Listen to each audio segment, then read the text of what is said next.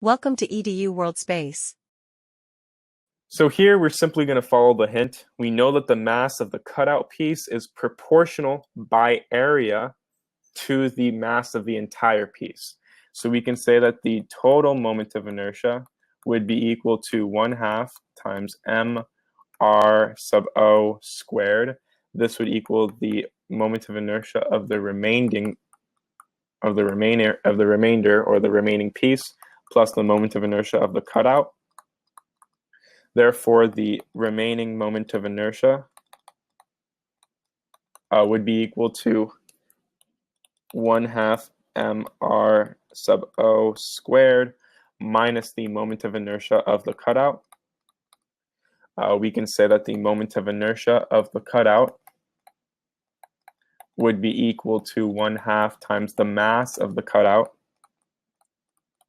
times the radius sub 1 squared, we'll just call it sub 1, plus the mass of the cutout times h squared. And we can say that then the mass of the cutout would be equal to the total mass divided by the area that was cut out multiplied by, or rather, the area of the total,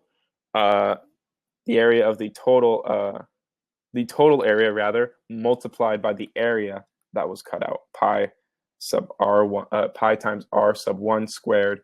This is equaling m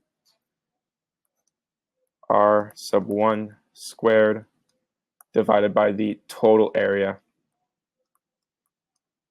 r sub o squared. So we can say that then the moment of inertia of the remainder would be equal to 1/2 times mr o squared minus 1/2 times the mass of the cutout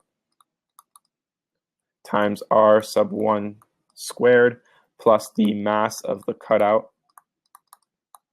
times mass of the cutout times h squared. My apologies. And then we can say that the moment of inertia of the remainder would then be equal to 1/2 times mr sub o squared minus m r sub 1 squared divided by r initial squared times 1/2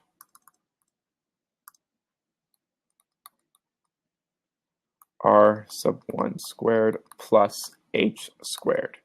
And we can say that the moment of inertia of the remainder will then be equal to 1/2 times m over the initial radius squared times the initial radius to the 4th power minus the radius of the cutout to the 4th power minus 2 times r sub 1 squared h squared. This would be our final answer. That is the end of the solution. Thank you for watching.